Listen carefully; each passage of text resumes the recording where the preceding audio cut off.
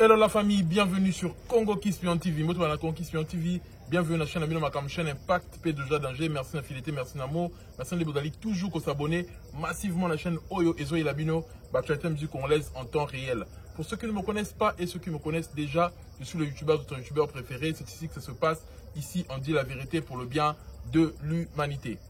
Commence déjà par mettre un like. Abonne-toi si tu n'es pas encore abonné parce que ici, on dit la vérité pour le bien de l'humanité. Ici, on dit les choses cash sans faire de détour, s'il vous plaît. On va parler de l'actualité. Batumsou Balobi qui fali pour passer à l'Olympia quand à Dubaï. Batumsou Balobi est qui plein. Image est surculée par-ci par-là. On comprend la peine des locaux. On comprend la peine de ne pas avoir des réalisations. Les gens réalisent peu. Et comme il en a habitude, c'est aussi de message dans la musique à Congo. Fali pour pas être en train de subir caca, conséquence il y a succès. Mambo fallait subir. Alors subir car conséquence il y a succès. Succès là on a conséquence nango. Conséquence monsieur vous appelle déjà positive. Conséquence monsieur vous appelle négative. Donc alors subir conséquence ignoso. Na malamu na mabe azongo car parce que aza likolo ya trône. Trône ezaka na maboko na ye. Trône qui pas nan. Pour moi, nous montrer mieux Tissiko à mon anaté. Fali Poupa, il est un artiste international pour de vrai. L'artiste congolais bazara makas na critique, mais en réalité bazara faible. C'est de ça qu'il s'agit. Fallait faire un concert historique, un concert qui reste dans les annales. Et Fali a respecté beaucoup de choses encore dans ce concert. On doit parler de ça. On doit parler du ticket, la qualité du concert. Et là, c'est ça la différence entre Fali Nabasusu et la qualité. Pourquoi ça nos concerts? Au hier, ça a corrigé. La salle est en mais concert est kenda wapi. Correction na yo est kenda wapi. Et sous quoi na niveau nini. Au ça correction il y a plein. Précurseur attire la rap précurseur. Atos au sali iPhone au baxi ba fonctionnalité mais moutali bossa boulara qui non faut téléphone les arabes. Pour tout sur la entre batouba côté musu et sika mususu na batouba et sika mususu. On a créé une communication à travers le roman boito yebite ni les karawana virtualité mo les karawana to yebate ni les sargue. Donc on le remarque en temps réel autant la mutu na vidéo mutu pas autant la yo à vivre en temps réel na mboka mususu pour vivre en temps réel na mboka mususu. Muta boulana no concept wana erosala marambo à distance yene mutana no prêtre à liboso. Avant, bateau va bâtir un comme Béléo, tout commence à aller les réseaux sociaux, les plateformes, tout ça là. Certes, va développer caca. Mais base, déjà, mouto boulard et l'eau qu'on a moutaliboso. Pour bango, le va continuer suite à Moussala. Et c'est ce que Fali fait. Il est là pour tracer le chemin. Alors, tracer les batunzela. Et bateau baso, il y a que ça la suite après.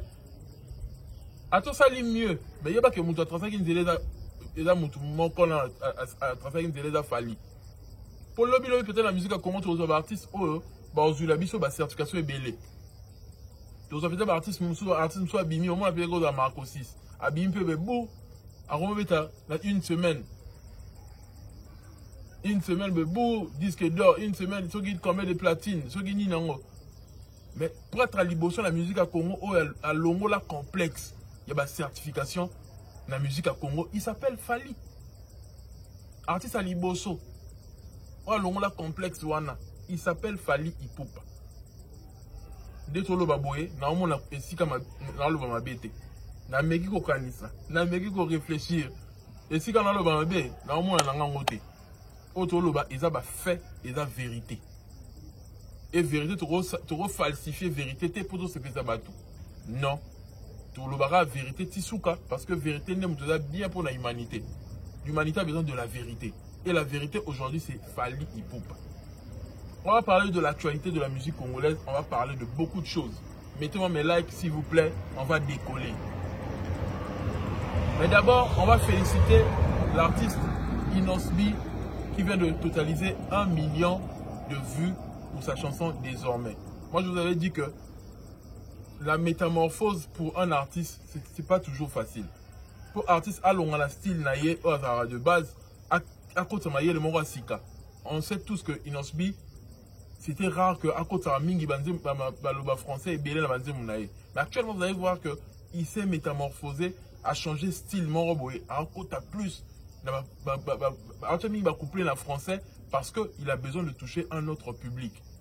Ça fait partie de la vision de l'artiste. Et une bonne vision, parce que l'autre on a besoin de la musique à Congo, des bonnes visions pour faire avancer notre musique. Vous voyez un peu? Pour faire avancer notre musique, on a besoin des bonnes visions. Ceux qui artistes, ma musique à Congo Liboso, il faut tout applaudir. Et moi, j'ai toujours demandé ça à l'artiste parce que il était plus anglais, un peu tout ça là, oui, c'est toujours important. Alors ça, on peut toujours. Mais français, vu que un artiste francophone, francophone et belé, il a compris qu'il fallait qu'après ça va romper, moi, ma français belé. Et cette collaboration avec Danny Sainté, c'est une collaboration importante. Faut le bango ah bien. C'est une collaboration importante. Danny Sainté, Zabato, clé à l'industrie. Le fait que cette chanson ait commis dans 1 million de vues, c'est une réussite. Pour les gens qui ont vu sur YouTube, comment passer à tout booster. Vu, comment passer. Vous remarquez que l'artiste est belé, l'artiste nigérian va peiner pour en mettre 1 million de vues. D'habitude, YouTube a commis un mécanisme. Comment moi, longtemps, moi, écoute, ma vue. Pour l'artiste, l'artiste a la facilité de mettre dans moins 20 millions. Et comment que pour mettre 10 millions pour me faire jouer moi moins belé. D'habitude, ni algorithme échange ni l'angle salama bongo. Tu comprends la soulte. Et l'artiste avec un nouveau style à côté 26 styles wana et total va fruit dans le 1 million de vues. Danny Sainté satisfait, l'artiste Inosbi satisfait, le public satisfait. On voit comment ça évolue, on voit comment il y a des challenges sur TikTok, on voit comment il y a des streams sur Spotify. L'artiste il est en train de battre les records. Inosbi, félicitations pour le taf que tu es en train de faire pour relever ce défi-là de la jeunesse, autour de la musique urbaine Nabiso et qui est bien. On a vu vraiment le travail sur la TikTok, mais bon, moi, à ça, making of, on travailler dur pour avant sa musique. On attend l'album, on attend ce que tu vas nous proposer, les projets à venir. Force à l'artiste Inosbi, le jeune leader. Marco 6, Ipupa, enfin à Kinshasa. Et j'espère que Papa Nemutu a PC Makanisi, ou soit il y a la vision à comprendre que à cause de la limité, parce que j'ai regardé son interview sur Kinshasa, à comprendre que à cause de la limité à ça la musique, pourquoi tu es en France. Surtout que Anna pas mort déjà que dans la communauté congolaise, tu vas y bien déjà. Et bien que Azamou n'a fallu pourquoi. Pourquoi face à grave fort, Aza la plus basée artiste mort en France. Et en suivant la vision de son papa, qui est Fally Ipupa, qui n'est pas un artiste limité qu'à un seul pays, qui n'est pas un artiste limité qu'à un seul continent, il a compris qu'il fallait payer Azana le Kolo, Moko Nakati, Moko Libanda. On a tous remarqué une chose. L'artiste va évoluer en France. Ceux qui va s'illinder, se réfugier en Afrique. Dès que tu vas signer là. Il va signer là, comme plus Afrique, par exemple, c'est comme l'Afrique, l'Afrique en talent, ceux qui n'y en a, au monde, à rouler là, on va bongo. Mais quand ils avaient le succès, ils étaient plus seulement là-bas. Par exemple, on a les en Afrique, on a les musique. Mais ton succès qui t'aca, on est sur ça, retour au Bercail. Mais le lot, Marco 6, il est en train de faire le contraire. Au lieu que Azela que non, succès qui tire, après au Yesko Namboka, au Saïsa, il va succès dans la poteau, la certification, ton succès Sili, comme ce qu'on y a pour servir Afrique. Il a compris que non, il faut à ça la Ponwana.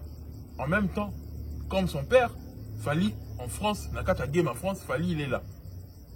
Il remplit des salles en France, il a des chansons qui cartonnent en France, mais de l'autre côté, le Colombo s'appelle Nakata Mboka. Et sur le plan continental aussi. Et c'est ça sa vision. Marco 6, on sent vraiment qu'il est déterminé et à comprendre que pour avoir un pas dans Ndenge Yamboka, il faut ça la collaboration avec les Bazawana, les autochtones, les locaux. Les Alarabongo, quand Fally est arrivé en France, à comprendre que non, il faut ça la featuring dans les locaux. Quand je parle de locaux, des gens qui sont de ce pays-là, des gens qui évoluent dans ce pays-là. Il y a un moment où Fally, le premier album, Netokos 1, ça là, on pique comme un featuring. Aya Nakamura et Bouba et tout. Ça là, on pique comme un featuring. Et les Lopé Marco aussi, sont qui ont mis ouvert. Ça va featuring à Zakala. Ça là, la clip Nezo Bimakala Mingité. atie basontement ba na kati parce que lelo sontement na ninga game a likolo tabasser le projet wana lelo et comme il a 1 200 000 vues je crois tabasser le souka na projet et sontement lelo na ninga game à Congo c'est un grand rappeur qui a du buzz même si vous regardez ses comptes TikTok tout ça là sontement lelo yene na simbi game na ninga blague tout sontement dans likolo makasi et on le voit dans le clip avec Marco Sissi Poupa. Et Marco Sissi a compris aussi la collaboration avec la Colin iPhone, tout ça là. Le qu'on sont important pour nous une base structurée carrière dans Congo. On peut bien être le fils de Fali, mais musique et Sengara, cursus na yango, au brûlé betapté. C'est pourquoi quand on a posé la question, mais futur na papa na eux. Et puis maintenant, alors que l'iPhone a comme un certain niveau dans la carrière pour la bimisa future n'a pas nanga. Et ça la té que on a comment la succès après à moi na Fali pour faire la pistona cahier tout ça non. Alors il y a bien approuvé ba force na yé. Il y a au moment que aillé sur place na kin, ba collaboration, ba contact, ba belé na potopé, azo travailler ba collaboration na ba artiste au na poto pour à ça la univers na yé mélange wana yaba deux univers, il y a biso rap. Il y a musique urbaine congolaise, la musique urbaine, il y a France. Donc félicitations à l'artiste 6 qui est en train de bien évoluer. Force à lui, force à ce qu'il est en train de nous proposer. Fali Poupa à Dubaï. Fali, aujourd'hui, on doit dire une vérité. Moi, j'ai beaucoup aimé l'aspect que Fali Poupa a été produit par les Congolais. Déjà, cet aspect-là, moi, c'est non makasi. Parce qu'on a toujours dit que Fali Poupa, Komakaka Moutabadi Banda, après sa chance, qu'on a été, Boyena Boye. Mais ceux qui ont produit Fali, ce sont des Congolais. Ce qui prouve que Fali Poupa, il a des principes plutôt, la carrière n'a pas de règles, la façon dont il a évolué. Ce rôle de travailler, il faut la professionnel, c'est tout. Équipé que les Congolais, les Ivoiriens, parce que moi, j'ai vu l'équipe de Fali. Nous, on a eu cette chance-là. Ok, on a locaux, au Koutani, l'équipe à Fali. Au moins, il que non, il y a un peu de tout le monde. Même la danseuse, ce n'est pas seulement les Congolais. Azan Antillaise Morowana, la danseuse n'est vraie chérie. Parce que, à comprendre qu'il faut, Alain, Oza français, Azan Koto Moutala Martiniquais, Oza Boé. Parce que, hier, pour le plus important, c'est qualité au yozo proposé. Moussala Nayo. Qualité à Moussala Nayo. Et ça, c'est que non, nationalité me doit compter. Non. Quand tu deviens un artiste international, tu n'appartiens pas qu'à un seul pays.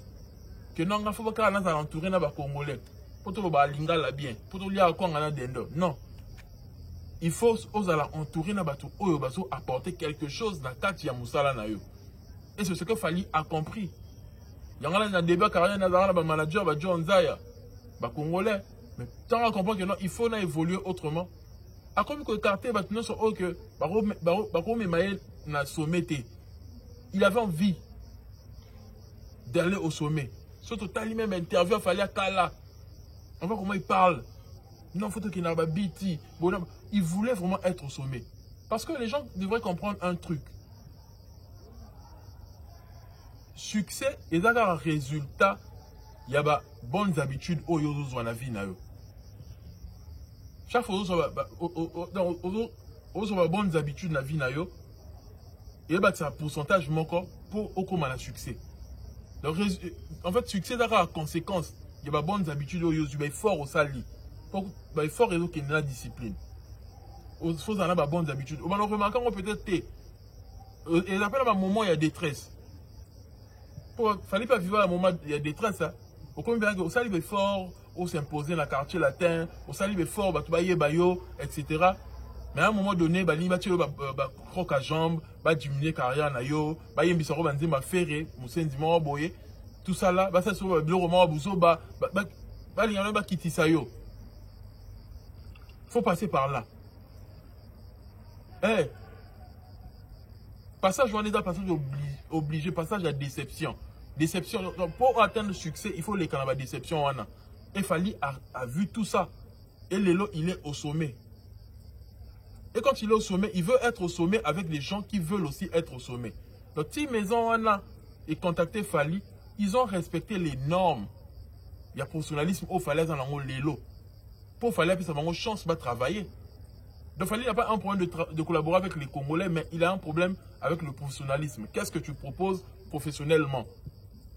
Ton organisation. Et ceux qui, en parlant du coût des billets, ceux qui te montrent que le coût des billets qui cher bon, c'est parce que Fali est exigeant. Bah oui. Attends, il était pas aux gens Congolais, bon, il peut s'en 25 000, bon, tu as la salle, ceux qui disent, Fali, il a une équipe. Il a un manager, il a un label. Il a une clause où il a signé. Le manager a dit qu'il faut avoir tant de pourcents, ainsi de suite, ainsi de suite. Il a une carrière. Il a un agent, il a un belé. D'où il a un pitié, il a un mawate, il pendant que les Congolais, tout ça, la ceux qui ont des faire ça, la maman, maman, ni dans un restaurant, sur les États-Unis. Oh, tu as un bambis au cas où, tu as où tu ça, tu es bien les alartés. Dans un cadre de professionnalisme, et c'est que Mamoune sont bien structurés. Il y a un moment que le ticket est moins cher, il y a un concert à Fali qui $70. $70, ticket est moins cher. Parce que il faut aux zones qui sont bonnes au PC Fali cacher naïe. Parce que Fali sont cachés naïe en matière sur scène. Pitié ça coûte tout la marmouana. Fali est en train de faire le business. Il est en train de vivre de la musique. Il vit de la musique. Il fait le business. Donc on va d'abord féliciter Fali le fait que Aponi Congolais va gérer Maramounaï. Plus on remarque que Fali sera la producteur des Arabes étrangers. Oh, Allemand étranger. France, les Arabes étrangers. Mais cette fois-ci, là, qui moi, Namboka, a géré production et a Fali, et Marambo Ekei, Nandenge et Longo Bani. Fali pour montrer que c'est lui le guide. Bon, mon idée, ticket VIP d'Aki, $300. Déjà, les artistes congolais, il ne faut pas féliciter à Fali. Fali a ici, et l'autre, ils ont quitté la musique à Congo. Que concert populaire, il faut forcément côté VIP Zalaka. Et c'est obligatoire. Et vous allez voir que tout le monde va copier sur Fali. Parce que ça va en Fali à Sali. Que non, concert en Angleterre, à Dubaï, il faut VIP Zala. Vous appelez la VIP. Le problème est en net. Il faut VIP, il faut appeler la fanatique VIP. Si Fali propose toujours une partie VIP, parce qu'il fallait compris qu'il a touché la crème des crèmes, la classe bourgeoise. Ce que les artistes congolais au Balinga se comparer à Fali Laura Ferré, atteindre dans le niveau en athée. La classe, la crème de crème, pour preuve, tout à l'heure, concerne Bango, on ne voit pas les gens, on connaît tous la crème de crème, la yakine, tout ça là même à l'étranger. On ne les voit pas au concert de Ferré. Parce que la musique qu'il est en train de proposer ne correspond pas. Image naïe, la musique, et correspond. Si les autres ne vont pas faire, ils vont faire l'effort. Il faut que le logo bien, mettez-moi mes likes s'il vous plaît, lors de la vérité arrivée. Si vous voulez faire, les gens commencent à l'effort que Alukata, Kimba Malamoro, il y a Rolls-Royce. Pour la monnaie, on va remettre ça trop débat. Virginie Payet, Lamborghini, Ferrari, et ça va taxi, ça va Italie, ça va Italie. Oui. Il y a un taxi, mais il y a un taxi de luxe. Nous avons un taxi. On va un taxi, il y a un yango, il y a un ça. Non. On dit ça, bon, pas de prestige. Mais taxi, on va vous foutre en combien de taxi monté, un taxi normal, on va tirer Lamborghini. Et puis Lamborghini, ils ont sauté. Que Lamborghini Urus. Non. Fallait quand il est en train de fournir cet effort-là que Azua voiture, il y a de nouveaux modèles. À son bango, pas concessionnaire. Et ça, pour ça, la image et artiste. Qu'on travaille sur image et artiste. Pour se faire respecter. Pour il faut pas comprendre que les Moussa, les métiers. Et quand les gens viennent pour la publicité, les gens viennent pour la baboka bango, bah que bah ça va bon moment bah la trotter, bah ça va monter un dérisoire il faut pas respecter artiste. Parce que on a nous standing à vie à artiste. Et faire a compris ça. Ah fallait que les langues boya la karata mutema. Na zoté le roman boya ta ndenga ya cop. Na zo rapport et puis sa image. Voilà un peu. Faut on la image qui Moussenzi wana. Faut qu'on m'a bien carré. Enfin fallait voyager en France ailleurs, elle a toujours tout le temps on a business class tout ça là. Toujours VIP. Ça fait que tu es respecté. Bah bourgeois dans son là bah ton gouvernement bah ton là la liste mon sous. Mais frère il est là tout le temps pour la que gars pour tout fois qu'il a des galons par Qatar, à l'équipe Éthiopie, dans l'équipe on va pas bima comme à la poto. Comment les gens vont te respecter? Comment tu vas faire une bonne image, tu vas donner bonne impression? Au ça on déni. Au ça on déni pour commander beaucoup mana. Voilà un peu. Fallait avoir compris ça. Alors soigner l'image naïe. Ah ça on te pour Alex va faire à l'équipe on a bon. À l'équipe on va en bon on a solo. Alex va bangoter. À l'équipe on a bon. Regardez les revenus de Fally, regardez ce concert. 5000 personnes. T'as la prix. Parce que prix est déterminant que cacher artiste à jouer. Voilà un peu. Et puis cacher artiste et dépendra de la configuration au BAPC. Si on va 4 000, 5 000, 6 000 la salle wana. Cacher artiste et dépend de la batouana. Artiste wana so yebisi que non on a besoin concert en Italie par exemple tout salle mora 2000 personnes. Azana prix naie au singayo par rapport il y a configuration wana. Voilà un peu. Sur le bien que ça salle à 20 000, ils appellent un prix nango. Il y a que non salle union sera artiste au plus ça un bon union non. À la prix morobo fixe pour la salle union non, ils allaient rater. La game, il y a musique, la marmotte est cachée et dépendra de la configuration. Et cela veut dire que l'artiste a porté c'est bon. Et quand on voit les revenus de Fally, na marmotte la Xabi sur Gassombi, la concert à Dubaï, à Latier Lamba à 14 000 d'Allemagne. Ça correspond au balana. Mais faire, il ne peut pas se taper ce luxe-là. Total a revenu naïe, total a évolué. Même en termes de stream, même en termes de vues sur YouTube. Déjà, vues sur YouTube, naïe, à foot à raming, à son baraming. Donc, il y a un problème est revenu. Ce qu'il fallait pour la vue naïe naturelle, à gagner en plus, bon, on a ma vue naïe. Il a plus ce contrat. On voit même les sponsorings de Fally. Coca-Cola, Coca-Cola, RTL, international. Basangisi Diamond, Basangisi Simi, tu vois, tu comprends facilement que l'artiste a gagné un bon on a solo. Il a blagué. Mais faire à Royal, la mission Rambama, bus, on a mis voiture, on a sombi voiture. Qu'est-ce qui nous fait dire que ça frappe? Tout le monde va frapper une voiture sur Wap, va quitter vite fait que sur Wap, on a coloré. Fallait jouer en la poto, tout le monde a outil poto et tout le monde n'est pas concessionnaire à Sombi. Yo faire bien ça là-bas, azap dans la trace nyoso, place à Somba qui on a combo naé. Alors falsifie ba papier. So il faire azap bien mobile solo. Équipe naé ba tout so ba bien mobile solo. Bon ba biso place faire à Somba qui voiture naé. Ba tu so ba que ne vérifier so qui faire à Somba voiture etika wana. Botia ba preuve sur internet. Bah toi qui vérifies que faire à Somba voiture à tel endroit. Au moins, on a des places pour Kangaye. Parce que à son voiture, on a été. Voiture, sont même comme un moutou. Moussou, ayate qui est lié. Après, voiture, bon, bon, t'es en motolo. Biso voiture à solo. Lix à solo. T'as la minzote la kati. Non. Vous regardez Fally, vous fantasmez sur Fally. Vérité à moi, non. Vous appréciez la vie de Fally. Bon, on a Fally, la voiture, et puis Sabino, et puis Sabino, l'enguimant, moi, on va bien réussir, quoi. Il est fier de Fally. Il a le coup de faire le bac. Moi, on a bossé. Moi, on a bossé. Moi, je vais bosser. Si le hasard a ça, tout ça, moi, je vais bosser. Si faire le barabongo, ça va loge sur Fally na TV. Mais au moins, on a ramassé qui? Il a ramassé qui? Il est fier de voir que Fally, il est en train d'évoluer. Il est fier. Il est fier de voir que Fally, il est en train d'atteindre d'autres niveaux. Et puis ça a eu courage, tant que mon fallait évoluer. Fallait la source, la carburant naïe. Fallait un moteur y a fait. Pour faire évoluer, il faut attendre à la Fally puis ça a sous motivation.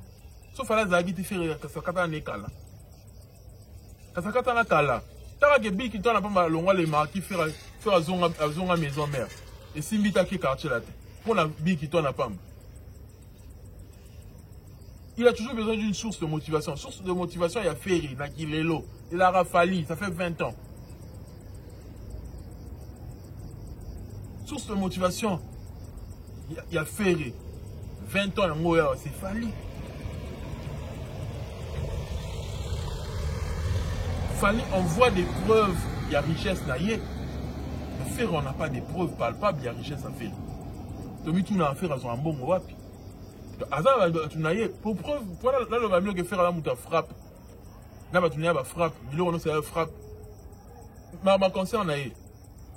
Mais Charles Tabou joue à l'Obapena, à l'Obapena, qui a la TV, à la vérité, mais qui est zikat. Frappe au fer, il y a un salle à Didas Arena. Il y a un salle à U Arena. Il y a un salle à ticket. Il y a un salle à ticket dans ma baïa. Ma carte bancaire à ma baïa. Il frappe, de quoi je parle. Dans ma baïa. Et Simbate, il y a un annulé concerné la U Arena. Je vous avais dit ça. Pour aligner ça, ça la frappe. Ça va revenir à ma cité. Ça va fanatique, on va déterminer ensemble, va ticket, va fanatiquement, va dévouer. Non, il n'en a pas. Ça va fanatique à bon côté. Et tant que mon article qu'il fallait tout ça, il y a bien tout ça là, bah là la rapongité. Si on a fait travailler sur manoir. Alors le architecte, il y a ma cassi. Or que fallait ce qu'on a tranquille les zen. Oroya na yo oye ça la bakamloko à manoir à fali. Fallait autant local na miso. Oroya na yo ne osombi Rolls Royce na wana. Il y a occasion de kolwezi. Et il y a ba poussière. Tara Rolls Royce il y a ba poussière. De ba soko, ne ba niveau ba soko la kangwa. Dans la vache wana ba soko la. Ba soko li mutu ka wana. Ah? Ba soko la, ba mutu ka faire. Niveau ba soko liango. Ba longo li poussière, ba sali nyonso ba tiango parfum. Pour commander comme yon. Et yé banzela. Et ça c'est pas le même niveau. Tu ne vois pas on ba usala bongo. Mais ça nga passi. Qui c'est pas le même niveau. Tout comparable, maramoda comparable. Fallait tiga bango de musika ne bazara wana. Ils sont là-bas. Vous comprenez ensemble comment mwana ne sauter. Baza musika en termes de tout. Je vois aujourd'hui hein. Dans ma fête nyonso. Na mona ba néné ba kumisa ba faire. Mais na ba story na ba tchaka ba mariage ba bineka banzi ma fali. Mais à quel moment ba yo ka banzi ma faire? Nga mi tout na à quel moment les gens écoutent les chansons de faire? Car na ba ndaku na bango, na ba voiture na bango tondeni. Pour na ba fête to kenda tout monde na banzi ma faire. Vous vous imaginez là où tout le monde ressembiancé samedi na yo ki kutunde moka ya jibe ya la casquito. Baba na bolinga batika kolinga te o. Iya ti le ba jibe kutu ba cha bango. Mais faire na yo kaka na yete. Na yo kaka na faire te. Na yo kaka faire te. C'est comme muta bongo bolingo comparer ba revenu na ndé na mutu o na succès ba nzemo les marché ba to zo yo kaye na ba YouTube na ba Spotify a ko tsambongo obeta ba concert bo comparer ba ndenge ni. Kongola ndokia, Kongola pour moi la boutou sans le savoir. Kongola pas ndoki. Fali, c'est le précurseur. Concert à Dubaï, et ça à Fongoli, la porte mon sous. Aujourd'hui, Fali, à son actif, il a fait 5 continents que Ferry n'a pas encore fait. Que beaucoup d'artistes de sa génération, et même avant sa génération, ça l'a noté. Fali a fait les 5 continents. Australie, na Océanie, Abeti Asie, Abeti Europe, Abeti Afrique, Abeti Amérique, et puis salle. Nenga Fongoli bango concert bon à Dubaï. Bon comment on va se précipiter. Après voyage to yemo bondo. To ça la correction. Ba concert mo éthique à la raté. Ba concert mo qualité à concert exaté. Parce que Fali et le rebattre record du sous. Les anigambu ya qualité à concert. Pour la question il y a plainté. Pour côté plein Fali ça liba plein. Il doit Fongola stade de martyr. Il me dit eu rien à tirer la tire bango bar licolo, ba ko longo la tête. Il me dit à Bercy, au ba ko longo la tête il est là. Le plus grand Bercy de l'histoire de la musique congolaise, c'est le Bercy de Fali. La plus grande salle d'Europe. Moutabetango n'a musicien francophone, depuis l'histoire de la musique francophone, c'est Fali. Moutaliboso. Donc, Fali et Fali. Fali et Fali. Kaka yé dans Alpha et Omega. Eh, Mousoukis. Et c'est la fierté pour la musique congolaise d'avoir. Nous sommes bénis. C'est une bénédiction d'avoir un Fali dans votre pays. C'est pas une bénédiction, c'est une bénédiction. Et le concert Wana à Dubaï. Et ça, pour faire la bango ba porte. Parce que bango n'y a son débat, on a moulongo sombo. Par contre, on a licencié la Dubaï. Pour mes araques, il y a un VIP na yo. Tout le peu billet d'entrée nango. Et puis notre bibi de vos arabes, ça a fait semblant. Au concert VIP, vous pouvez suivre l'invitation. Vous ça a bon. Baton ba VIP ton bota la bango bilonga VIP et banaka. Mais bino baton ba la bango bato VIP té. Bon ça va tout le monde à bongo, va tout le monde bon, tu vas encore la VIP pour la Sarah Sorindéni. VIP faut champagne mais là. Faut pas dans la classe, pas dans la bien parfumé et tout. Bah tu vas appeler ba yebani ke ba bana ba ya. Bana ba kondi. C'est ça VIP. Faut dans la banzembo ou quoi tirer bana wana. Banzembo le roi ba médaille, est-ce que ça nango na carrière. Banzembo za kezo a tirer bana wana. Par un moment au besoin là ba intelligence mo ya kilelo, ba SL, au ça nango. Et il faut toucher la jante féminine pour de vrai, pour commencer que bah comme ça va VIP on a auto ni sarango. Faut appeler beau gosse et tout et tout. Bah condition est belée. Et puis si passe. La condition est belée pour atteindre ce niveau là. Un niveau moins réservé. Et aujourd'hui, on est fiers de voir que c'est Fali qui atteint ce niveau là et c'est Fali qui est en train de battre des records comme ça. Donc les artistes, vous allez précéder, vous allez monter ma bête na Fali. Fala aussi à fierté na bino. A fond le bino nzela. On les boya routine là batu na bino ba ça qui impia kala simation qui ndeni non. Placement VIP là liboso. Tout le monde veut aller voir Fali. C'est normal que batu va pousser un peu liboso. Voyez un peu. Et Fali n'a pas menti que non ça les a qui sold out. Non début de ça là beaucoup moins bien so. Beaucoup moins d'être matrixé par Fali, beaucoup moins que sur le petit concert faut le la sold out. Bah journaliste surtout ba mi gagner maana. Car retourne la question. Qu'on fait ça les sold out, alors ça la sold out. Beaucoup moins matrixé ma sold out parce que c'est Fali qui a emmené ça. Fali m'a mis qualité la musique à Congo même en termes de clip. C'est à partir de droit chemin tout le monde a même un clip le roi américain tout le monde se comparer na bango. Tout le monde se comparer na africain mususu. Fali avait compris les choses tôt. Fallait bien tant le barabena que Nala la ravon batutu, Nala mga ravon batutu, il a raison. Et là, le remords est symbolique. Il a signifié que il est plus éveillé que les autres. Il a cité que Moutoumoro était à la avant hier sont des dans une vraie vie. Il a dit bon côté. Il a dit ça que elle a plus éveillé que Batunyoso. C'est ça que ça veut dire. Pour on a bateau va comprendre en côté. Il est plus éveillé. Donc, ensemble, plutôt que Bino. À comprendre que non, clip, il faut faire la qualité de mon Niger. Parce que les Nigérians, les retours de la vérité, au-delà, il y a anglais là, bango, qui est avantagé, bango. Mais ils ont travaillé aussi sur la qualité. Vous avez même contenu en termes de théâtre, caca, en termes de vine. Mais bloc, on a ça là, on a sketch à Mickey, on a. Vous avez la qualité, bachaka. Même les effets spéciaux, même le montage, tout ça là. Pas nous allons à Karachik à l'époque. Au moins, il y a un match de Nicolas et Yangando, à Kéis ou Ndénian. Babylone, quand on a monté le théâtre à Congo. C'est comme ça que les Nigérians ont commencé à impacter. Parce qu'ils ont mis le professionnalisme, ils ont mis la qualité. Le film sur le Nigeria, tout le monde a dit, document a ça sur Ndénian. Le montage, on va dire que ça là. Il y en a qui plaire Bissot. Par rapport à la théâtre, on va dire qu'il y a ça. Ils ont d'abord misé sur la qualité. Ils ont faire propulser bango. Tu dois comprendre, mais tu dois comprendre sans un scénario parce qu'ils ont misé sur la qualité. C'est comme ça que Fali avait compris aussi. Il a misé sur la qualité. Bah, clip n'est pas danger, mastering, musique, façon de faire. Il a misé sur la qualité. Il y a un monde de résultat au nyonso. Si vous avez la musique à boyer, on a un miracle. Il y a un quand on a posé la question à Fali tout récemment, la conférence de presse à Salah qui a formé ta concert à Dubaï. Mais comment tu fais pour briser les barrières de langue? Nene osala ke batu oyima la lingala parfois français mais musique ne ko tamé bisika oyo batu ba comprendre makomozo yimate. Fallait su le dire. Il aime son boulot, il a mis la qualité, il a investi sur la qualité de sa musique et le reste ce sont des conséquences des bonnes habitudes en fait, les conséquences des efforts. Même Yemo Fali, il ne peut pas dire que attends que tu pas nganga, au gros nganga te nganga li musique nganga eko matina New York. Nganga da la possibilité ça la loko wana te. Par propulser mais il faut qualité na ça que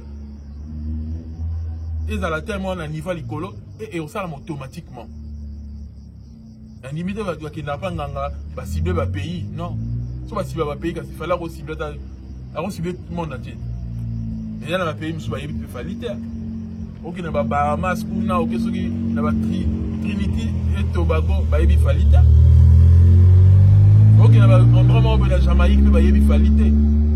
Mais à ça, la musique n'est bien et c'est exporté en momoko. Le roi mon pépé, na ba pays est belé. Les appels na ba pays au falina nous a commenté pour mettre un concert, la musique n'est pas assez comment. Pendant toutes ces années, la Fali n'a pas joué à Dubaï. Une journée, la musique n'est comment à Dubaï. Voyez un peu. Ce sont des fruits, des efforts. Et puis, quand les gens parlent de Piaka, plein, nini, Bolo Bagaza International, Denis Salouana, fallait ce nini, fallait ce Arena, Davido Basalak. Oh. Musique est dans un cursus. Il faut que marteau dans mutu, marteau bien dans mutu oyoki. Musique est dans un cursus. Au gros yamba morté.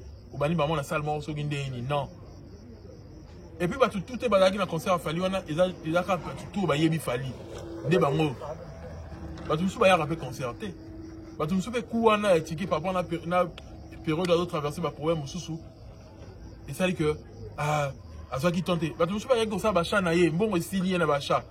À l'union de concert à Fali, mais il faut tout à la grandeur, il y a concert, na sens mususu. Fali a fait déplacer les gens de Kinshasa.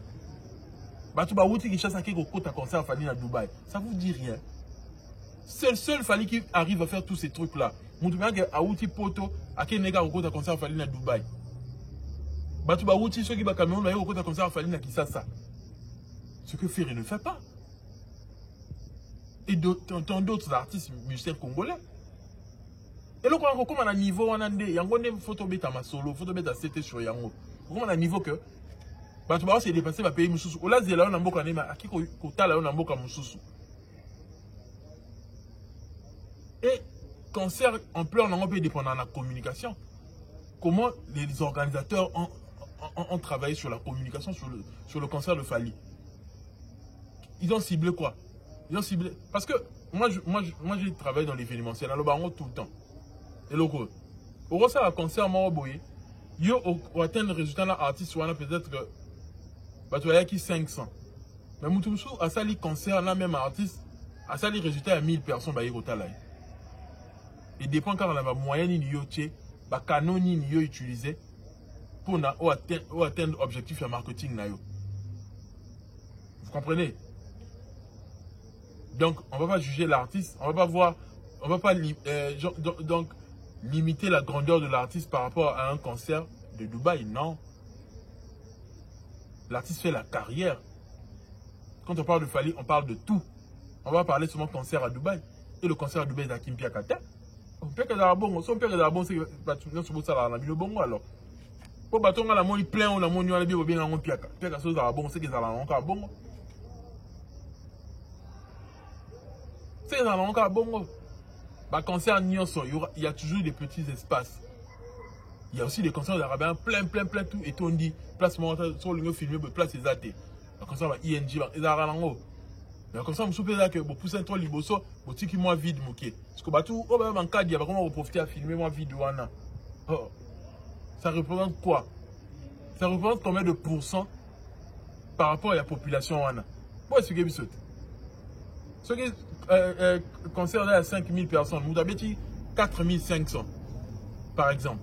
Mais après, par exemple, on a eu une configuration, il fallait soit quitté, on a eu un nombre exact quitté. Mais sur le total, la public, on a 4500, 5000. public au monde. Pour moi, je travaille dans l'événementiel. Ce que soit qu'il arrive, par exemple, que plafond d'arriver 5 000, l'artiste a commis par exemple à 4 300. 700 bazangi, on va moi peut-être moi va vide. Bon, l'imbo va net nini. Voilà un piaka. Oh, sur pourcentage, le rôle là. Peut-être moins de 10% il y a cancer. Peut-être assez à petit cancer à 95% plein. 5% des anguilles bolobi qui peut filmer 5%. Vous faites ça pour votre communication. Vous ne comprenez pas en fait ce que les détracteurs de Fally font. C'est comme ça qu'ils travaillent sur la psychologie des gens qui n'aiment pas Fally. Bon, mon écoute, Fally à ça qui tient à niveau, bon, et des de tout ça là plus que Wana. C'est comme ça qu'ils communiquent sur Fally. On va l'analyse. Bon, on va ça en déni. Si on dit que Fally à ça les concerts naïe. Bon, on va la pousser ça la concert après. Il y a place au Fally à Zalaki. Pour moi, on va y Wana. Pour Yawana, et ça on va préparer public na bango. Va préparer ba détracteur nyonso. Ba na public moroté que ba goloka raté. Va préparer ba détracteur nyonso. Moment il fallait na sali a gagner biso a petit concert mutaliboso na Dubaï. Tala ba place VIP, tala prix à billet. Pardon. Ton biso to ya, tout ça la koleka wana. C'est comme ça qu'ils communiquent en fait. Par contre, si on veut que la sangi piaka, boy na boy, ba image, ba nini. Tala ba gola ba singa ba image. Sur l'internet, c'est total avec image, mais on va une image. Et bah, image, on va où t'awapi. Sur l'internet, on va même toi, tu ne vois que ça va image. Oh, mais on va le bon monde internet. Bon net ni. Mais bon monde en ni. On te va la image à concert, on a dit, oh, va tirer la page. Oh, tu vas filmer, na ba snap, na bango, na ba story, na bango, na ba statut, na bango. Et ça ni. Bien, on peut s'en recommander. Pourquoi c'est que ça? Sur les images, c'est la ni, casse. C'est ça, on la comprend. Tout le monde, image, il y a rien à faire, les ala wapi. Les ala net wapi, c'est l'un yo. Bacha on net wapi. Namuno quoi? Bacha on wapi. Nama toi, non. Quand on place au monde dans image, parce que t'as la bureau nyonso, dans ma réseau, dans ma page, dans ma YouTube, dans ma nini. Et dans la place nyonso. Moi même dans ce là, pour ça ba image, au monde on nyonso on wapi. Bacha on a supermarché, bacha on wapi. Ils ont une façon à voir ça là. Fally leur permet de communiquer sur leurs événements. Autour de concert à Fally pour préparer déjà leur public pour l'événement futur. Pour l'événement futur, on va surfer sur Fally. Tara INJ Ferry. Ils ont surfé sur Fally. Bisous de capacité à temps. Fally a une capacité à temps. Il y a 12 000. Bisous de 15 000. Ils surfent sur Fally pour inciter leur public. Pour ça, ils sont libérés. Le public va inciter. Le public, il y a un concert, il y a Ferry, il y a Kofi. Il y a par rapport à rage contre Fally. Parce que les gens ont une certaine rage. Il y a un lobby que conséquence, il y a succès. Il fallait subir, il y a un parce que nous la rage. A échoué, à l'ombre la trône. Et Johanna, tout l'embi. Et c'est comme ça que rage n'a pas événement Fally. Créer communication pour réussir à bango. C'est comme ça. C'est juste une rage. Pour faire un concert de Tony. Mais bon, le baquet et ça l'impiac. Bon, concert à Didier Lacoste au Lobanini. Soit il a fallu ça l'impiac. Bon, à Didier Lacoste. Tout le banet ni. Pour un concert à Didier Lacoste. Soit il a fallu ça l'impiac.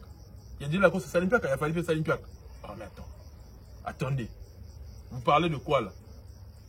Hein? Où sommes-nous? Ils ont passé les salabino, passé. Moutema vimba.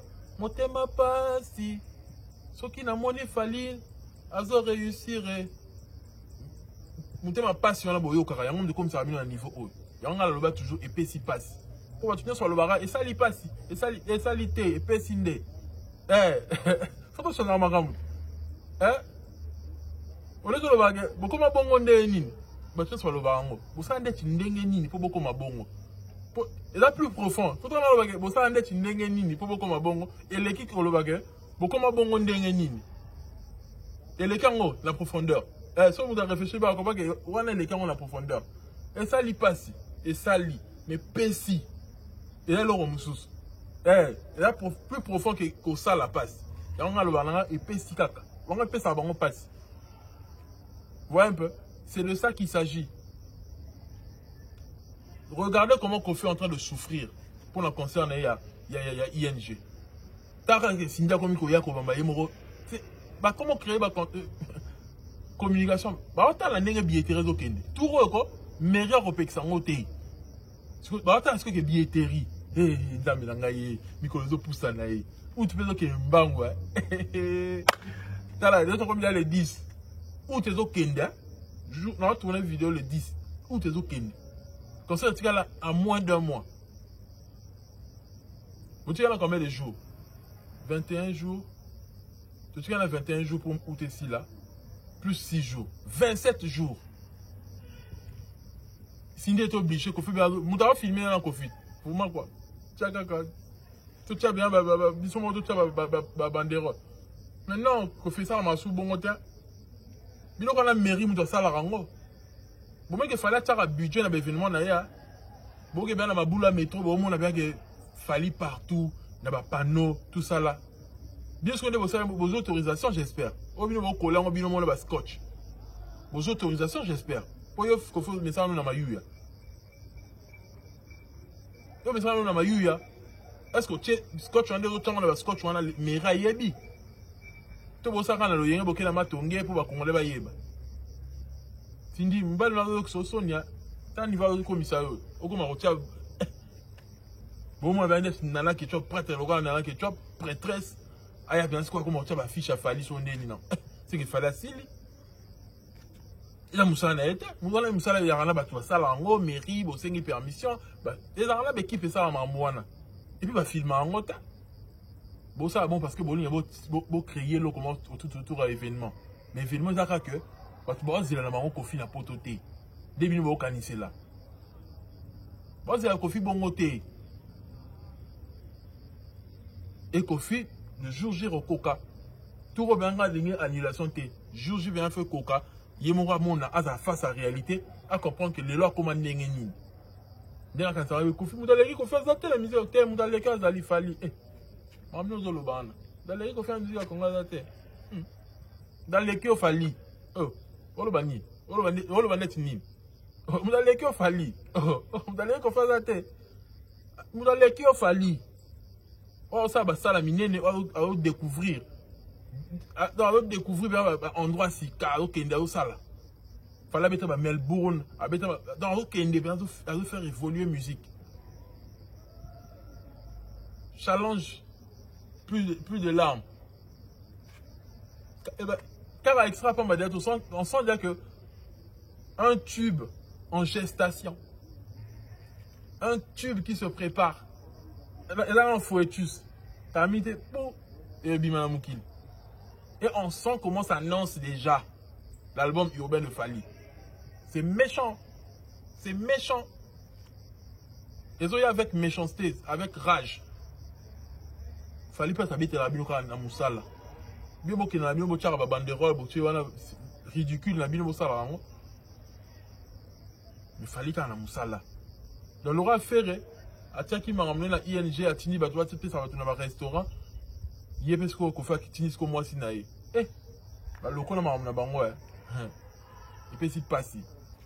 Voilà, c'est tout pour moi. Le concert de Fali, on l'a kiffé. Qualité, musique.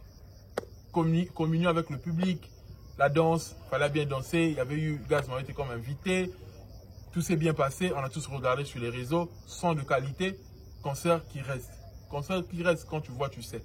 Et on a vu que ce concert-là va rester dans les annales. Bon, ça n'a pas ça. Vérité, c'est que mon précurseur, mon Fongolinzela, c'est Fali Poupa. Fongolinzela, Pobinoboya, Nasimarota, Mwanamatame Naye. Voilà.